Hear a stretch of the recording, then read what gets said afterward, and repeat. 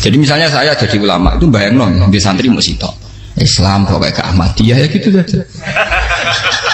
Ya pokoknya sudah gitu. Orang bayang santri yang pimpinan takwa khusyuk salam template demen gelo, demen apa? Lo tanyakan santri-santri saya itu mungkin belum pernah nyuruh istri saya bikin kopi. Bisa dihitung. Karena saya itu sederhana saja. Misalnya saya pergi dari Jogja ini yang nyata salah. Bayang no bujo gue semaca, gawe no kopi, buka no lawang malah kecewa.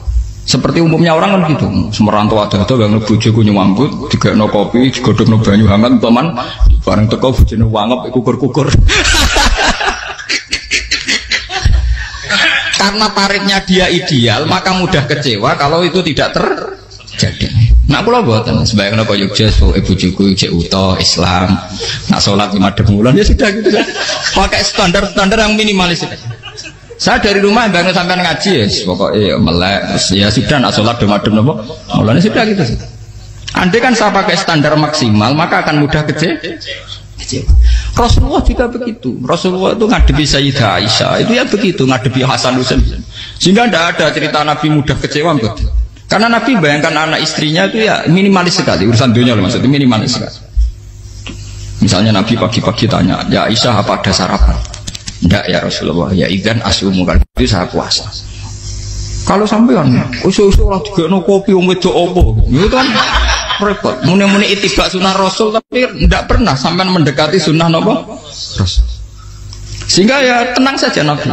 Saya tuh alhamdulillah bisa niru dalam gitu-gitu tuh bisa. Makanya ini kiai muda paling jauh. Banyak kiai-kiai yang sepuh itu kalau urusan gitu konsultasi sama saya. Gus resep apa kain? Ini kalau resep era dekarep apa?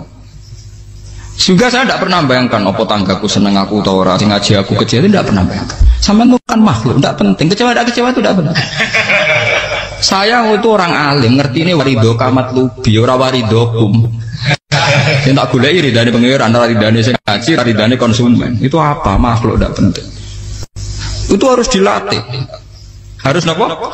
Sehingga orang itu kalau biasa sholat, maksudnya biasa takluk be Allah, mesti la Allah katardo, mesti gampang puas. Karena dia iktifak ngalap cukup be Allah Subhanahu wa ta'ala. Saya sebagai manusia juga sering ditangisi istri. Misalnya saya sering ke Jogja sendirian. Nah ninggalan nopo, ninggalan ibu milih pengiran. Misalnya mati ninggalan, ya paling aku mau ngapain nih suara. Paling uang nangis gue kegiatan. Bukan apa. Ingin saya bahwa konstitusi ulama itu masih iktimat Allah. Kalau kita kan enggak, cara berpikir kita ngaji itu ideal sing ono podium, sing ngaji kelaminan takwa kabeh, ketunan kaji kabeh, diluk kabeh. Kita akan pakai standar-standar yang dengan asumsi kita. Padahal Nabi zaman sugeng al iman hahuna wa yusiru ila qalbihi sadrihi salah. Iman itu urusan hati. Komitmen sampean be Allah Subhanahu wa ta'ala. Nah ini resepnya. Makanya kata hikam yakinlah mata frohubi, mesti yakinlah mata selibi. Sedikitlah kamu gembira dengan satu hal, nanti akan sedikit kamu yang kecil. Artinya misalnya kata kulo sebagai ulama seneng kulo nu kok ijek iman, ya nggak kayak orang awam. Ya sudah gitu. Jadi misalnya suatu saat kulo jatuh, yang ngaji saya gak semenang jadi kubeding. Wong sing seneng kulo bubar kabeh. Kulo ya susah, miskola darah bener. Gus saiki jenengan orang sing seneng, ya tenang saja. Sing seneng ya makhluk ora jelas. Dan status mereka tetap layaduru walayan. Ini harus dilatih. Sehingga Nabi itu ya meskipun beliau itu perang, sahabatnya meninggal, ya tenang saja. Nabi cara berpikir yang meninggal mereka mati syahid, yang masih hidup dianggap berpotensi melakukan kebaikan. Sama tak warai resep-resep dari Rasulullah SAW. Saya ini sebetulnya memaksa, menjelaskan ini maksa, karena saya inginnya jadi ulama yang kayak umumnya orang, tidak ideal lama. Tapi kan saya ditakdir ilmunya itu ideal, jadi terpaksa saya jelaskan. Tapi kalau perilaku saya tidak akan ideal. Soal ngawur, saake mari hufuri pengiran nganggur balik cerita. Ada seorang wali, karena dia wali itu doa di multazam, ya Allah saya ini minta satu hal. Karena dia wali maka tidak minta uang, tidak minta jabatan, minta engkau takdir saya tidak pernah maksiat. Itu kan bagus sekali, minta doa ditakdir gak maksiat kan ada. Dari pengiran malah siapa? Fa'ena ada ukufran. Karena tahu maksiat malah sifat ghafurku tak ada kok di. Gambarnya pengiran kan sifat ghafurku rak nganggur. Malah tidak ada orang selain Nabi kecuali ditakdir tahu maksiat dan sifat ghafuri pengiran efektif. Apa? Lara sampean kan Ghafure kok nggo kabeh. Dadi karek Sadidul Iqab. Karena masih hati sampean sering. Jadi sifat Ghafure wis berlaku aktif. Saya karek nunggu sifat Sadidul Iqab. Paham ya nanti? Itu beda dengan wali-wali. Sifat Sadidul Iqab mau aktif, mereka tidak punya dosa. Malah pangeran bingung gak kok sifat Ghafure. Apa yang ada kok Ghafur atau dosa? Tidak kok Sadidul Iqab gak tahu maksiat. Jadi pangeran malah sing bingung. Nak kowe ora tau maksiat Ghafur kok tak dakoni. Kok ora tau maksiat? Wong iku ora tau apa? Didakoki Sadidul Iqab gak mungkin atau maksiat. Lah pangeran apa dakok Ghafur kan syaratnya dosa sik. Sampean kan walian. Ghafure wis dientekno. Keseringan kepake, paham ya? Karek nopo? Karek Sadidul Iqab. Ya itu memang standar Tuhan. Semua Quran itu kalau nyeritakan gitu, Nabi ibadi anni anal ghafurur rahim. Kaulaku ceritani aku ghafurur rahim, tapi yo ceritani wa anna adabi wal adabul alim. Jadi Nabi ibadi anni anal ghafurur rahim wa anna adabi wal adabul alim. Kalau Nabi Ibrahim, Nabi Muhammad inna rabbaka lasariul iqab. Pangeran cepat nyiksane, tapi wa innahu laghafurur. Jadi dua sifat ini pasti aktif. Dan tentu ulama itu senang sifat ghafur itu ya meskipun aktif, tapi mereka tidak pernah ngambil fasilitas sifat nopo. Kalau baleni malih. Sehingga kayak Sayyidina Umar radhiyallahu anhu ketika beliau pertama jadi khalifah, ini cerita di kitab Hayati Sahabat. Pertama dia jadi khalifah, orang mengira dia akan ngomong hal-hal yang besar, visi besar tentang negara, visi besar tentang izzatil Islam wal muslim. Tapi ketika Umar pertama pidato begini, ayuhal muslimun ayuhan nas, ana, dari kata Sayyidina Umar, ana gulamun min bani Makhzum, akulu min kholati. Saya ini pemuda dari Bani Makhzum. Kecil saya bisa makan karena bulik-bulik saya punya kebun kurma yang kalau saya memanen diopahi beberapa biji, dan itu menjadi kuti wahayati, menjadi saya bisa hidup. Terus wassalamualaikum warahmatullahi wabarakatuh. Orang itu penasaran semua. Orang jadi khalifah pertama dibendem jadi Amirul Mukminin, pidatonya ngenang masa kecilnya ra kelar mangan, kelare mangan mergo buruh bulike. Paham ya? Ngondoh kurma terus dikai tamarotin, beberapa kurma sing dadekno iso. Dan itu saya pakai sampai ketemu Allah Subhanahu wa taala, saya pakai. Misalnya sekarang saya mulia, misalnya kalau dibilang mulia, ya ono sing nyucup, ono sing husnudzon, ono sing hormat, ya macam-macam sawangane. Itu bodoh sekali kalau saya menikmati itu, bodoh sekali. Paling banter nikmati dicucup, dihormati itu apa? Tapi kalau nikmatnya bisa makan saat itu tuh nyawa. SBY jadi presiden prestasi, Gus Dur jadi presiden prestasi, tapi umum orang presiden tetap mangan. Prestasi tertinggi ada bisa makan selisat dirumki gojogonyo. Makanya Umar mengingatkan, sebetulnya nikmat tertinggi saya itu tidak saat saya jadi khalifah, saat itu kok aku iso mangan, coro gak aku mati. Paham ya? Jadi itu luar biasa. Kita ini kan menjadi angkuh karena ngitung nikmat itu yang besar-besar, punya prestasi, punya. Kalau saya enggak ngitung nikmat ya kelar mangan gak mati, kan gampang. Sehingga saya tidak mudah kecewa karena tarifnya minimalis, gak gampang apa? Jadi misalnya kalau kapan-kapan kok berhubung, Gus ini ke Tuhan rasanya jangan ngeten-ngeten. Oh makhluk itu ya gak apa-apa. Kalau di status kiai kan seakan-akan ngomongnya sakral, seakan-akan mandi. Tapi nak status, oh makhluk itu ngomong-ngomong ya sudah kan. Menjadi kan sudah distatuskan sebagai apa? Makhluk. Tentu makhluk statusnya la yadurru wala yanfa. Di sini ini penting. Orang-orang ahli tauhid tentu tidak punya kesusahan. Innalladzina qalu rabbuna wa tsummas taqamu. Itu mesti tidak ada kesusahan sama sekali. Misalnya ulama-ulama dulu mau mati, ya tenang saja. Mati kedua itu mati paling menantang ya, menyenangkan sekali. Karena mati yang seru itu mati zaman Al-Adam. Misalnya saya kelahiran tahun 70. Tahun 40-50 kan belum ada saya. Itu mati yang sejati karena Al-Adam. Kenapa? Al-Adam tidak ada. Mati yang nanti itu mati yang petualangan, karena saya mati setelah menyaksikan kekuasaan Allah, setelah husnudzon sama Allah, sehingga mati yang menuruti kerinduan akan ketemu sang kekasih. Makanya Jalaluddin Ar-Rumi ketika mau meninggal dan orang-orang muridnya nangis, dia marah-marah. Hei murid-muridku, betapa bodohnya engkau. Saat kayak ini yang saya tunggu, Saya sudah menyesal berusaha mbek Allah zat sing tak seneng. Aku kecewa waktu makhluk-makhluk koyo kowe. Saiki wis wayahe aku goleki khalik zat sing tak senengi malah mbok tangi. Cek bodone kowe. Saat-saat sing tenteni malah mbok tangi. Betapa aku lamanya menunggu kematian ini. Mergo hidup itu keterpisahanku mbek Allah, kemen ketemu kowe. Mulane Jalaluddin Rumilah yang mengistilahkan mati itu malam pengantin. Makanya fal'an awanu sirok minkum wa awan wisol habibi. Ini saat yang indah karena ketemu dengan berpisah dari makhluk-makhluk yang tidak penting menuju sama habibi kekasihku. Jadi yang misalkan mati itu malam pengantin. Semenjak istilah itu populer sehingga di Jawa ana ngipi dadi nganten takwilane mati. Itu filosofi sufi, ya filosofi napa? Lah niku tenan. Begitu juga sahabat-sahabat dulu. Bilal mau meninggal, anaknya do nangis. Bilal lagu ya.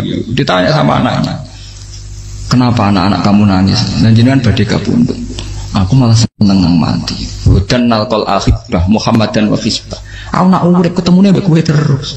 Malah nak mati ketemu Nabi Muhammad. Dan nalqal akhibah Muhammadan wa hisbah. Nah, dengan cara pandang begitu maka hidup itu enjoy saja. Ya saya sebenarnya keberatan pakai kelas ini, keberatan karena saya harus ngulang sampean-sampean itu. Ya makanya potensi kayak saya tentu mengurangi jadwal ketemu. Makanya saya mohon kalau tidak penting itu jangan sungkan. Anggap saja itu bagian dari hormat saya. Ya minimal sampai misalnya di duit saya ketahui gue jajan pentolan enam lah apa mau kesuwan bareng malah repot. Gue ganggu uang anak keleleran pak. Nah misalnya sampai kepen takok hukum, uang nak rapi pinter, hukumnya takokannya ya ringan, takok kiai tanggam paling bisa. Karena pertanyaan yang ringan tentu ya ringan-ringan saja kan.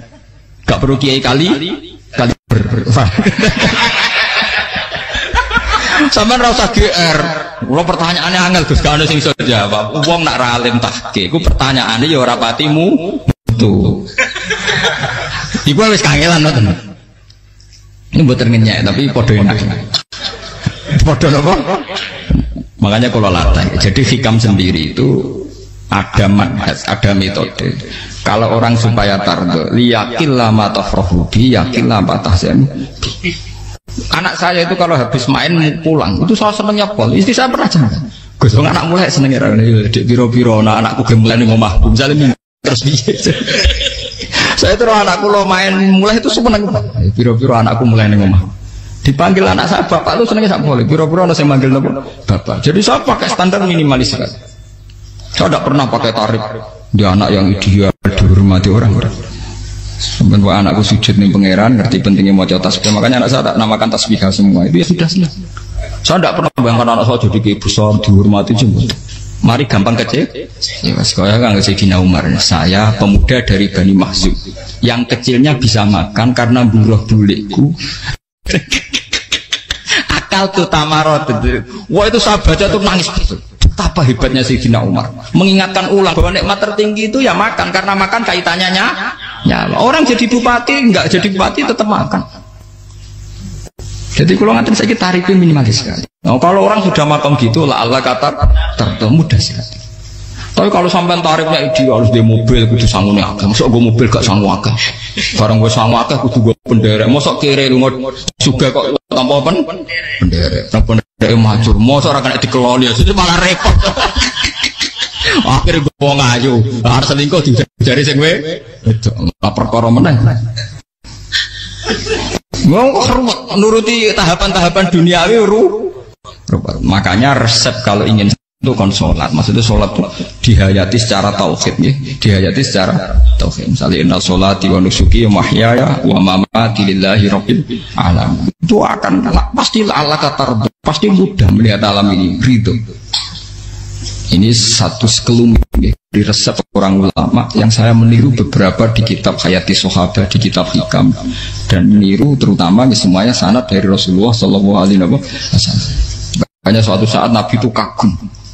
Abdullah bin Mas'ud itu jalan dan dikawal oleh beberapa malaikat. Terus Nabi itu heran. Ya kenapa itu selalu mengawal kamu? Kata Abdullah bin Mas'ud, ya Rasulullah, inilah akhtu khutwatan illa wa azunnu alla akhtu wa ukhra wa ma aqaltu luqmatan illa wa azunnu alla alqamu ukhra. Saya itu tidak melangkah kecuali saya tidak pernah yakin apa betul saya bisa melangkah lagi. Jadi perlangkahnya itu dia iktimat Allah. Dan saya tidak pernah mengunyah satu kunyahan kecuali saya tidak yakin apa betul saya bisa mengunyah lagi. Setiap kunyahnya tetap semuanya ada Bismillah. Semua itu atas nama pertolongan atas kata Rasulullah. Orang kakak andaikan saya ada nabi terakhir itu jadi nabi. Jadi kemana?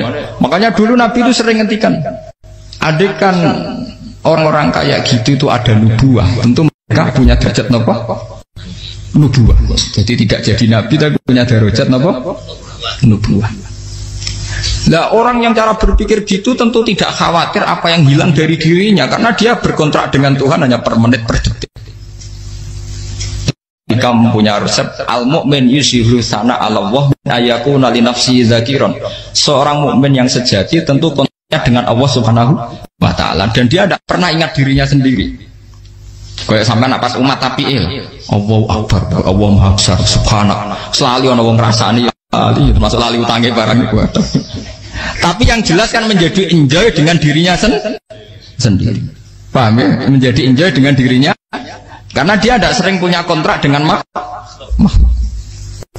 Nah ini maksudnya Allah kau janganlah Allah kata kamu pandang apa nak sholat terus kabul kaja apa nak sholat terus untuk duit ya karena cara pikir iso aja nak duit ya.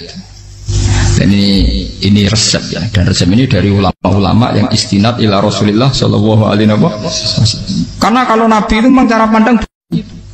Aisyah itu pernah ditanya, ya Aisyah, saya ini ingin makan apa yang dari sahabat ini masih. Wah ya Rasulullah sudah habis karena tak kasihkan tetangga. Itu Nabi tidak marah-marah, malah bilang, kamu benar Aisyah, biru yang kamu kasihkan tuh yang masih.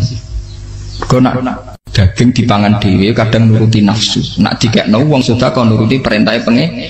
Jadi kanjeng Nabi beneran Aisyah dagingnya ijek. Mau kalau nanti yang malah ijek, sing bogo sudah kau malah sing ijek. Cara berpikir Nabi itu begitu. Tapi tahu-tahu disederhanakan sunnah Nabi ya serbanan. Lah itu kan ya memang itu bagian dari sunnah Nabi, tapi sunnah seharga 10.000. Paham ya? Dia monggo mawon sampean sunnah Nabi serbanan gitu, tapi itu sunnah yang bisa dibeli dengan murah. Hakikatnya sunnah Nabi itu rata-rata bentuknya perilaku, napa? Zaman delok dawuh Aisyah, tengene tiba berjanji, kana khuluquhul Qur'an wa shimatuhul ghufran yansahu lil insan wa yafsahu fil ihsan wa ya'fu 'anil dzambi idza kana fi haqqihi wa sababi. Kana khuluquhul Qur'an, Nabi ku akhlak dasare wis kaya Quran plek. Urusane akhlak. Wasimatuhul ghufron, ciri utama sifatnya Nabi gampang nyepuro. Yansahu lil insan, dan Nabi punya niat baik pada seluruh manusia. Wa yafsahu fil ihsan, sering melakukan ihsan. Dan sunnah Nabi ngoten kan luwih sering kula Quran ya wis hafal mulang. Wasimatuhul ghufron kula gampang nyepuro sampean ngaji angop ora tau tamu. Yansahu lil insan, kula bedina nate tiyang mulang. Wayah sahu filisan ihsan tak gampang. Kalau mulai ora tahu itu sakmene kudu podium kudu wong dilo ya ora. Pokoke akhir kiamat dia ya madhep mulon ya sudah ya. Loh itu kan dawuh Aisyah ketika ditanya kaifa kana khuluqu Rasulillah. Dan itu semua dijawab oleh ahwal, oleh sebuah perilaku. Tidak ada Aisyah jawab nganggo atribut. Oh Nabi itu jubahan serbanan tidak ada itu. Memang itu sunnah ya, satu itu sunnah kan jangan salah paham ya. Tapi itu sunnah yang tidak dijawab oleh Aisyah. Sunnah yang sampean jawab sendiri, paham? Aisyah yang istrinya Rasulullah ketika ditanya kaifa kana khuluqu Rasulillah, beliau jawab kana khuluquhul Qur'an wa simatuhul ghufran yansahu lil insan wa yafsahu fil ihsan. Semuanya akhwal wa ya'fu 'anil dzambi idza kana fi haqqihi wa sababi wa idza dia haqqu wa lam yakun li ahadi marra'ahu badihatan haba wa idza ta'ahul miskinu ajaba yaqulul haqqa walau kana murra wa la yutmiru lil muslimin hisaw wala. Semuanya itu akhwal, satu perilaku sosial. Saya mengakui kalau serbanan sunnah. Ya saya ngakui. Tapi sunnah plus karena saya mewakili yang akhwal tadi yang apa? Lah mungkin untuk sampeyan, monggo kalau untuk ngisi sunnah. Tapi mbok ya adil itu. Ini bukan kritik mboten nggih. Yang meyakini serban sunat kan sudah banyak dan itu bagus. Tapi cobalah juga meyakini ahwalu Rasulillah. Makanya mansanna sunnatan itu rata-rata ulama maknani siapa yang ikut sunnahnya Nabi. Rata-rata ulama nafsir ahwalu Rasulillah wa af'alu.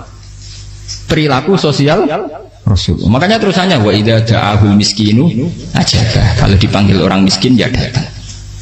Ya maksudnya ada harus orang miskin manggil pas resepsi kawin boten. Misalnya ana wong melarat kuwi di sepeda motor, wong melarate yo ngeteroni puskesmas ya mbok terno. Wong melarat lara yo nukono misale apa minyak kayu putih mbok tekani.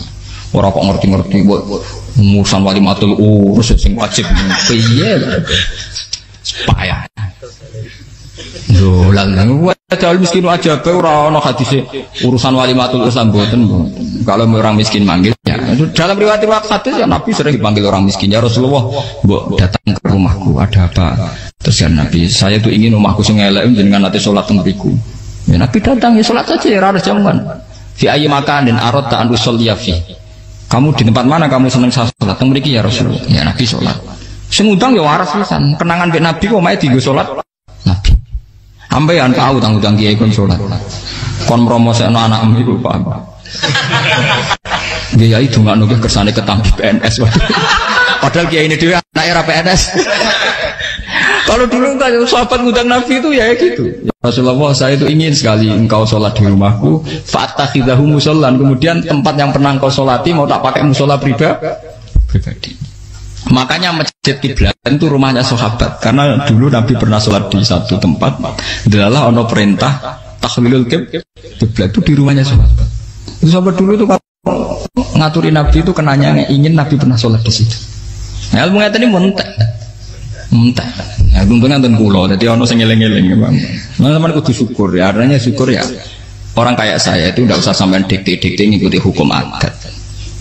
Kalau ngoten sampean gelo mergo kula ora iso teko, kula ya gelo perkarane ulama kok mbok atur.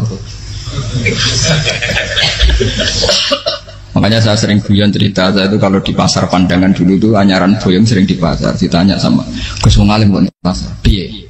Aneh tuh, ya aneh kuwi. Aneh piye? Bodohnya wong alim. Kadang masyarakat itu tidak sadar keanehan dirinya sendiri. Mereka enak saja merasa kalau orang alim ke pasar itu aneh. Mereka tidak sadar orang bodohnya wong alim ya aneh. Enak saja mereka mikir sepi. Faham ini supaya sampean la Allah kana potar. Makanya untuk Rasulullah, Nabi itu sering ngendikan ana tamu hormati.